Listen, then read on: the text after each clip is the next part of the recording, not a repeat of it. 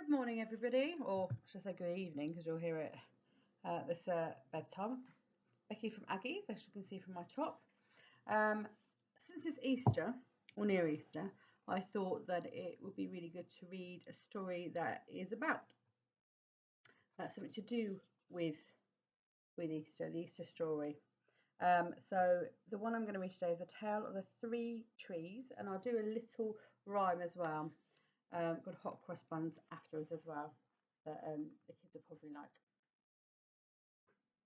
So this is a tale that has been handed down from parents to children and retold in churches at Christmas and Easter. So it's a nice story about Jesus in a roundabout way and about pointing to God and looking to God. Okay, so I'll start the story. The Three Trees. Once upon a time, a mountaintop, three trees dreamed of what they wanted to become when they grew up. Here they are, the three trees. I want to hold treasure, the first tree said. I will be the most beautiful treasure chest in the whole world. You can see he's dreaming of being a treasure chest. You can see it just here, treasure chest. I want to be a strong sailing ship, the second tree said.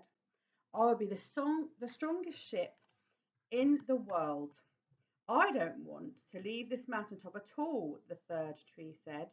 I want to grow so tall that when people look at me, they will raise their eyes to heaven and think of God. I will be the tallest tree in the world. There you go. You can see a little ship in the background.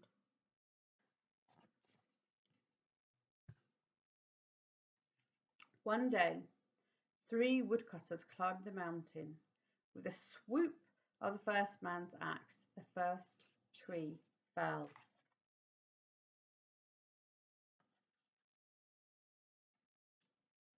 With a swish of the second man's axe, the second tree fell. And with a slash of the third man's axe, the third tree fell.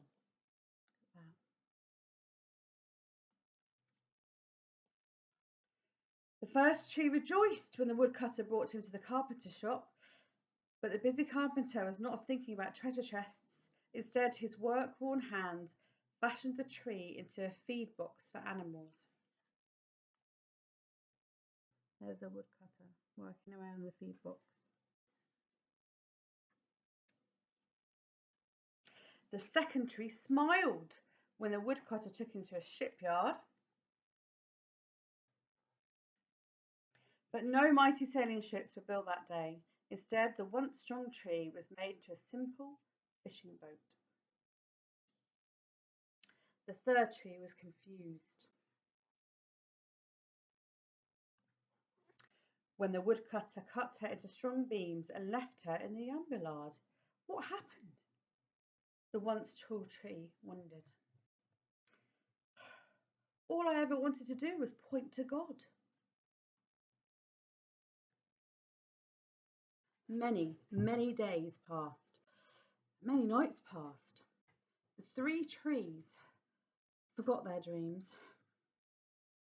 But one night, a golden starlight poured over the first tree as a young woman placed her baby into the feed box.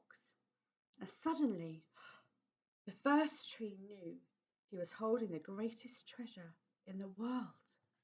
He was holding baby Jesus.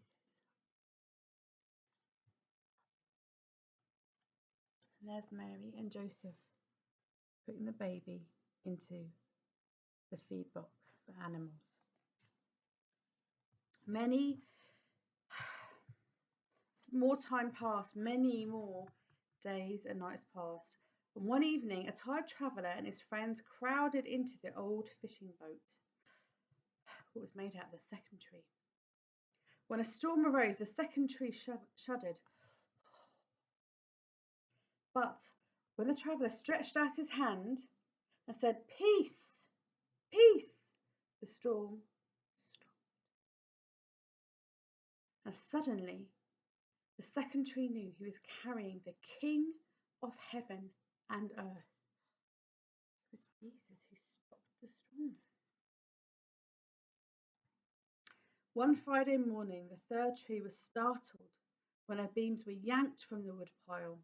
She shivered when she was dragged through an angry crowd. She shuddered when soldiers nailed the man's hands to her, and she felt ugly and harsh and cruel.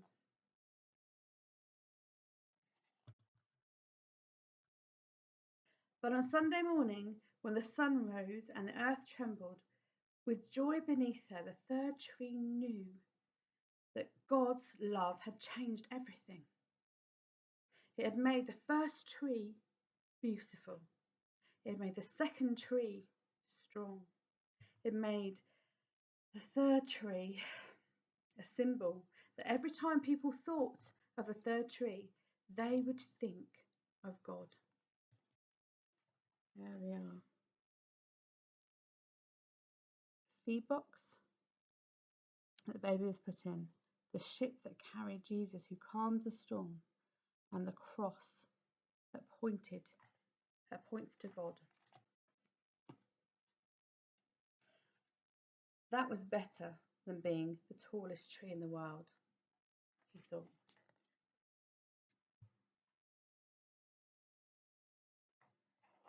That's a good story. This makes me quite emotional, that story. I was getting a bit choked up. But it's a lovely story of dreams and a lovely story about Jesus and God's love for us, that he sent his son to change the world because he loves us so much. So the last one I'm going to do is a little rhyme that's been around for a very long time. I thought it'd be a bit fun for everyone to do. It's called, I don't know if you can see it, Hot Cross Buns. The hot cross buns, hot cross buns. 1 a penny, 2 a penny, hot cross buns. If you have no daughters, give them to your sons. 1 a penny, 2 a penny, hot cross buns. Should we do that again? Hot cross buns, hot cross buns. 1 a penny, 2 a penny, hot cross buns. If you have no daughters, give them to your sons. 1 a penny, 2 a penny, hot cross buns. I actually happen to have cross buns here.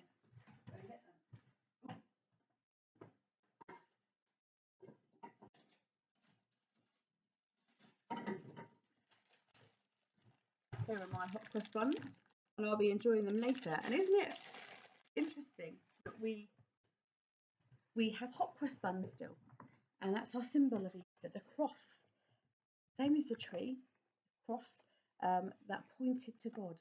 Hot cross buns remind us of that when we eat them, don't we? The little cross reminds us of the cross and God. So Easter, when you're eating your hot cross buns, you can be thinking about the love God had for the world, that he sent Jesus for us. Right then, well, that's the end. That's my story, my Easter story, and I hope you enjoyed it. I would really love it. I'm going to put some colouring pages on. I'd really love it if maybe you could send a video interview. Maybe you could do the hot cross bun poem, or maybe you could show us your hot cross buns and you're eating them, and maybe you could draw some beautiful trees for us. That'd be lovely, wouldn't it? So I look forward to see any of your artwork or any of your videos that you might send in, and from hearing from you. So I hope you have a good Easter, and hopefully it won't be too long till we'll see you in person. Okay, goodbye.